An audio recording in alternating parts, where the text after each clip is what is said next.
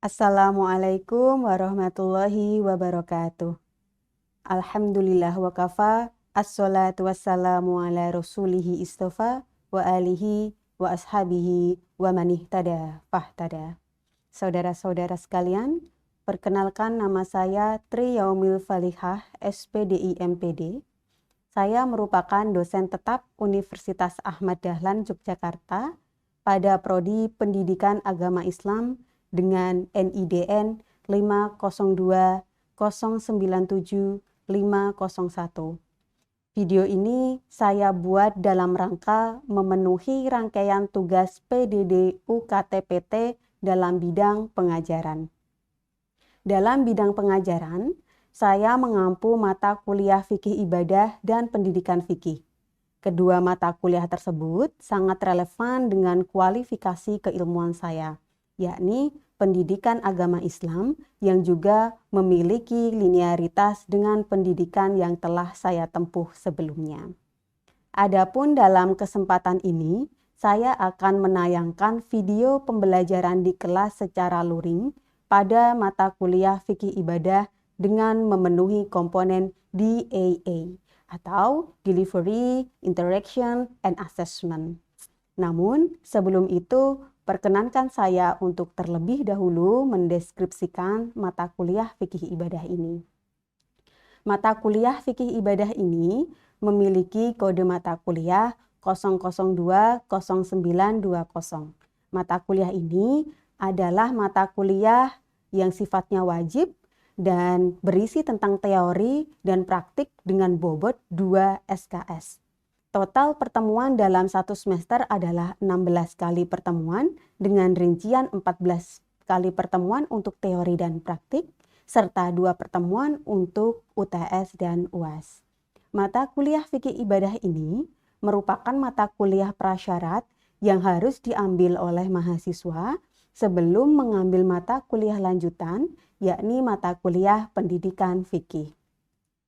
Mata kuliah ini hadir sebagai upaya peningkatan pemahaman teori-teori dasar dalam pelaksanaan ibadah yaumiyah sebagai bekal mahasiswa dalam penguasaan materi sebagai calon pendidik ilmu agama Islam. Mata kuliah ini bersifat konseptual teoritis maupun praktis. Mata kuliah ini juga menyajikan beberapa pengetahuan penting dan sangat mendasar tentang fikih ibadah dan ruang lingkupnya. Selain itu, bahan kajian mata kuliah ini membahas secara argumentatif beberapa topik konsep ibadah seperti kaifiyah toharoh, sholat, puasa, perawatan jenazah, zakat, dan konsep munakahah di dalam agama Islam. Dan mata kuliah ini disusun dengan berlandaskan CPL program studi yang kemudian diturunkan pada CPMK dan di breakdown kembali menjadi total 6 sub CPMK sebagai tujuan akhir pembelajaran. Yang tidak kalah pentingnya dalam kuliah ini, saya berusaha menginternalisasikan nilai-nilai karakter Islami berupa kedisiplinan, integritas, dan gotong royong sebagai wujud manifestasi spirit Islam yang berkemajuan dalam perencanaan perkuliahan. Saya mengimplementasikan rencana pembelajaran semester Outcome Based Education atau disingkat RPS OBE. Mata kuliah ini dijalankan bukan sekedar penyampaian teori dan praktek semata, namun di penghujung perkuliahan, mahasiswa didorong untuk menelurkan luaran.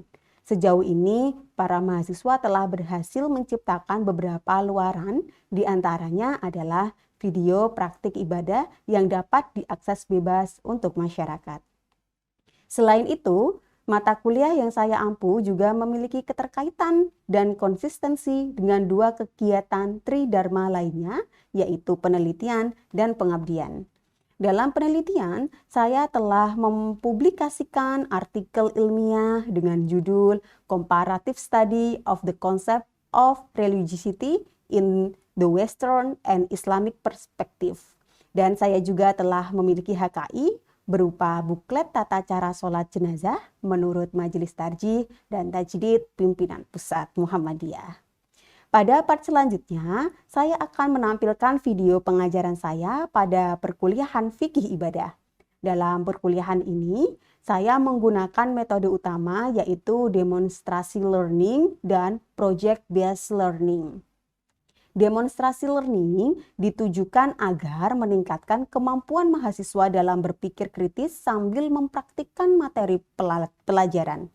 Adapun metode project based learning ini saya terapkan dengan memberi penugasan kelompok kepada mahasiswa untuk membuat video praktik ibadah dan mengunggahnya di kanal YouTube.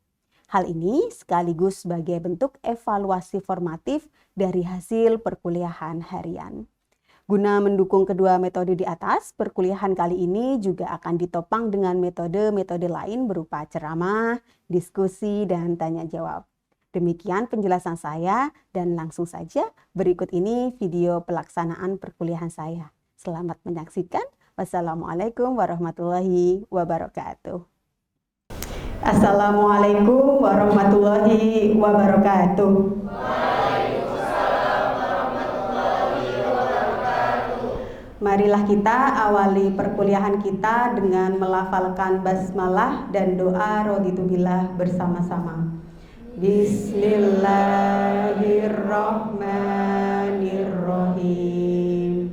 Raditu billahi robba wa bil islami dina wa bi muhammadin nabiyya wa rasula.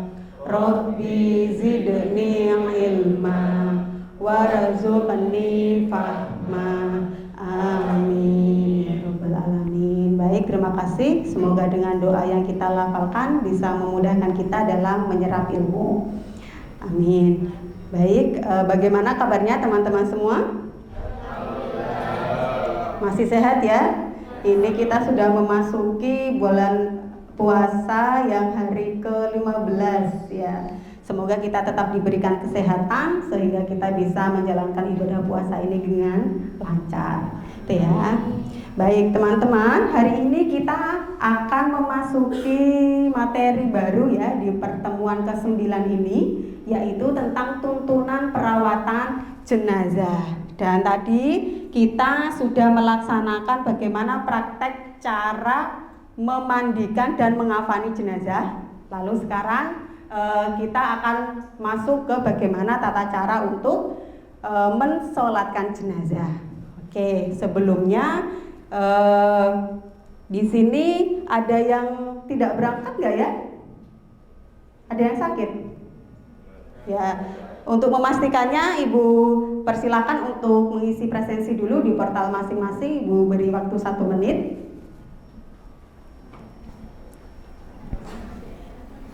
Baik, sambil mengisi presensi, Bu Yaumil ingin menjelaskan dulu ya tentang tujuan perkuliahan kita hari ini.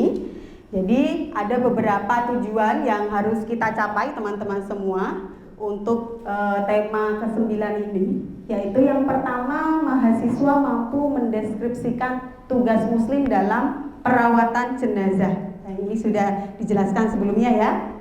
Lalu mahasiswa mampu meniru dan mencontohkan cara memandikan jenazah. Ini tadi sudah kita praktekkan bersama-sama. Lalu yang ketiga, mahasiswa mampu meniru dan mencontohkan cara mengkafani jenazah. Tadi juga sudah kita praktekkan bersama-sama. Lalu yang terakhir, mahasiswa mampu meniru dan mencontohkan cara mensolatkan jenazah. Nah, nanti kita akan masuk ke yang kompetensi keempat ini, ya. Baik. Karena ini adalah kuliah lanjutan, karena sebelumnya kita sudah masuk ke materi bagaimana tata cara memandikan dan mensolatkan jenazah, ya. Ibu ingin mereview dulu nih, ada nggak sih yang tahu apa kewajiban muslim, ya, kewajiban muslim ketika ada saudaranya meninggal dunia? Coba tunjuk tangan. Oh ya, silakan.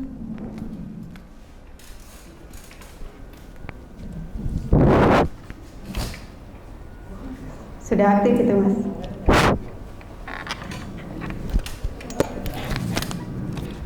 Tugas kewajiban muslim ketika ada yang meninggal, yaitu yang pertama memejamkan mata jenazah. Oke. Selanjutnya yang kedua yaitu menutup tubuhnya dengan kain, yaitu kain kafan. Oke. Selanjutnya yang ketiga memandikan jenazah, yaitu membersihkan anggota tubuh jenazah.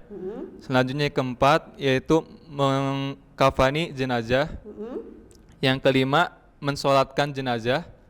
Dan yang terakhir yaitu menguburkan jenazah. Oke, Mungkin sudah cukup. cukup. Kita beri aplaus kepada teman kita. Terima kasih atas jawabannya, benar sekali ya. Berarti sudah paham tentang materi sebelumnya. Baik, kita akan langsung masuk ke materi cara mensolatkan jenazah ya teman-teman ya. Jadi ada hal-hal yang harus kita perhatikan ketika kita ingin mensolatkan jenazah. Yang pertama yaitu kita niatkan ikhlas karena Allah ya. Lalu yang kedua, diutamakan dilakukan secara berjamaah dengan membuat baris soft minimal 3 atau lebih. Itu ya, itu yang diajarkan oleh Rasulullah. Baik, yang selanjutnya ini tata cara mensolatkan jenazah. Jadi teman-teman, dalam literatur keislaman ada 2 cara yang diajarkan gitu ya untuk mensolatkan jenazah. Nah, adapun cara yang pertama itu takbiratul ihram ya, itu dengan membaca Al-Fatihah setelah itu. Lalu nanti takbir kedua itu membaca sholawat. Lalu yang ketiga takbir lalu membaca doa. Nanti doanya akan ibu tampilkan ya. Ini formasinya dulu. Lalu yang keempat takbir lalu membaca doa yang kedua, setelah itu salam. Ini cara yang pertama. Adapun cara yang kedua itu adalah takbir pertama membaca Al-Fatihah sekaligus sholawat. Yang membedakan ya. Lalu takbir yang kedua membaca doa yang pertama, takbir yang ketiga membaca doa yang kedua, lalu takbir terakhir, takbir keempat, lalu langsung ditutup dengan salam. Itu cara yang kedua. Nah, nanti agar penyeragaman kita gunakan cara yang pertama ya, agar kita seragam. Lalu doanya apa saja? Nah, kita baca bareng-bareng ya di sini. Jadi ada bacaan ini yang kita baca saat sholat jenazah. Nah, ini tadi cara yang pertama ya. Jadi dibuka dengan takbir lalu membaca Al-Fatihah ya. Lalu yang kedua kita takbir dan membaca sholawat Nabi. Lalu takbir yang ketiga ini kita langsung membaca doa Allahumma ufir lahu. Lalu doa yang keempat kita membaca Allahumma ufir lihayyina. Itu ya. Nah, untuk lebih jelasnya ibu ingin langsung kalian mempraktekkan, silahkan membuat 3 soft di sini aja depan ya. Silahkan yang laki-laki di depan, belakangnya diikuti yang putri. Silahkan, boleh untuk dikondisikan ya.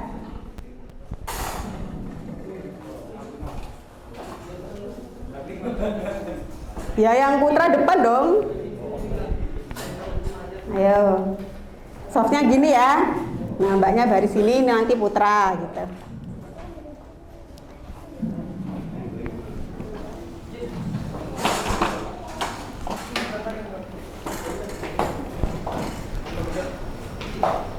Tiga soft ya. Oke, baik. Kita langsung praktek. 1, 2, 3. Allahu Akbar. A'udzu billahi minasyaitonir rajim. Bismillahirrahmanirrahim. Alhamdulillahi rabbil alamin. Ar-Rahmanir Rahim. Maliki yaumiddin. Iyyaka na'budu wa iyyaka nasta'in. Ihdinas siratal mustaqim. Siratal ladzina an'amta 'alaihim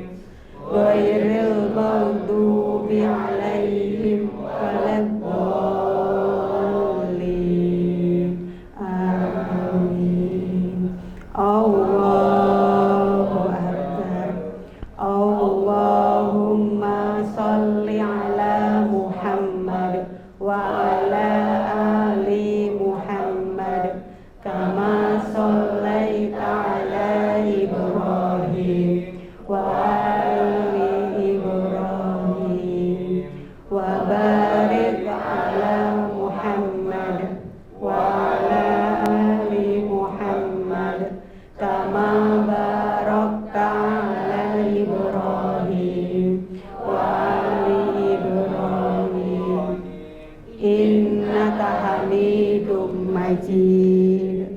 Allahu Akbar.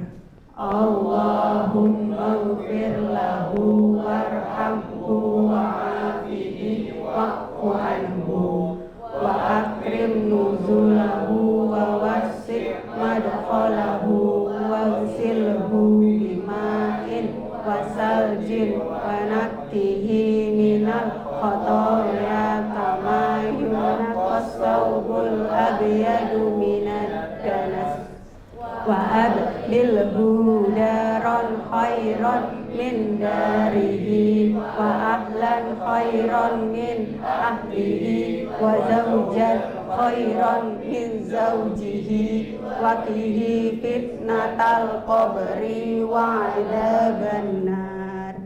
Allahu Akbar.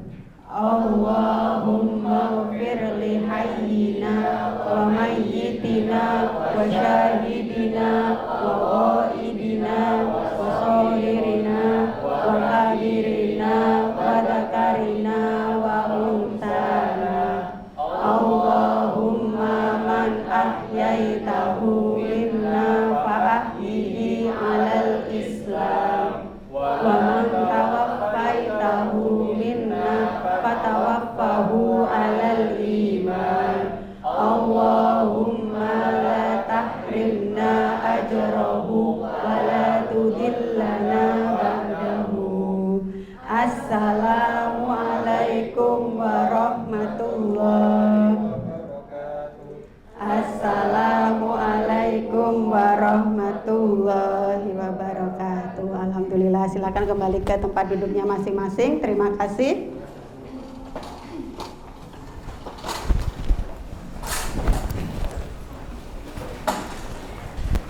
Baik, tadi sudah jelas ya bahwasanya sholat jenazah itu nggak ada sujudnya, nggak ada rukuhnya ya. Tadi cuma 4 rakaat dengan doa masing-masing di setiap takbir, gitu ya. Mungkin ada pertanyaan? Oh ya, silakan Mbak. Mic-nya tadi mana? Oh ya. Izin bertanya Bu, bagaimana posisi imam saat mensolatkan jenazah laki-laki maupun perempuan? Apakah sama atau berbeda? Oke, pertanyaan yang bagus. Jadi teman-teman, ketika mensolatkan jenazah laki-laki dan jenazah perempuan itu berbeda syariatnya. Jadi kalau jenazahnya itu laki-laki, imam itu posisinya adalah di dekat kepala, ya. Tetapi kalau jenazahnya itu perempuan, sebaiknya atau syariatnya imam itu posisinya ada di lambung, jadi di perut, itu ya. Itu aja yang membedakan, Mbak. Tapi kalau yang lainnya relatif sama, itu ya. Oke, ada lagi pertanyaan? Oke, silahkan. Ibu, apakah mensolatkan jenazah itu wajib minimal 3 shaf? Oke, pertanyaan yang bagus. Memang kita disunahkan untuk membuat 3 shaf ketika mensolatkan jenazah. Tetapi itu kalau jamaahnya banyak, ya. Tapi kalau jamaahnya cuma 3 orang misalnya, apakah harus urut 3 shaf gitu kan, malah jadi aneh ya. Nggak apa-apa, berarti hanya 1 shaf saja, bertiga, atau 1 imam di depan, yang 2 di belakang. Jadi jumlah 3 shaf itu tidak harus, tetapi itu adalah kesunahan saja kalau jamaahnya itu banyak, gitu ya Mas. Oke, mungkin ada lagi, satu lagi. Oke, silahkan Mbak. Oke. Ibu, bagaimana hukumnya ketika kita tidak mensolatkan jenazah? Oke, gimana sih hukumnya kalau kita nggak mau nyolatin jenazah? Mungkin ada yang mau mengajukan pendapat? Oke, silakan Mbak. Menurut saya hukumnya itu wajib. Wajib, terus? Jadi Kenapa? kita harus tetap mensolatkan jenazah ketika kita masih mampu. Oke, karena wajib ya Mbak ya? Ya betul, Mbaknya tadi bilang memang mensolatkan jenazah itu adalah hukumnya wajib, ya, atau fardu, ya. Dan ini tidak hanya untuk mensolatkan ya, tetapi memandikan, mengkafani, mensolatkan, mengkuburkan, itu semuanya hukumnya adalah fardu. Tapi yang perlu kita ketahui, fardu dalam perawatan jenazah ini adalah fardu kifayah, bukan fardu ain. Tahu nggak bedanya fardu kifayah dengan fardu ain? Nah, oh ya, silakan. Gimana fardu ain, fardu kifayah? Kalau fardu ain itu sangat diwajibkan. Kalau fardu kifayah itu kalau udah ada yang satu berarti yang satunya tidak perlu. Oke, gugur kewajibannya. Oke, benar sekali, tepuk tangan Masnya. Jadi kalau fardu ain itu sifatnya nafsi-nafsi, ain ya. Misalnya kalian wajib sholat ya, meskipun nanti bapak kalian sudah sholat, tapi tetap kalian wajib sholat ya, itu namanya fardu ain. Wajib yang harus dikerjakan tiap orang. Tapi kalau fardu kifayah, kalau sudah ada yang mengerjakan salah satu di suatu daerah, maka di daerah tersebut yang lainnya itu jadi gugur kewajibannya.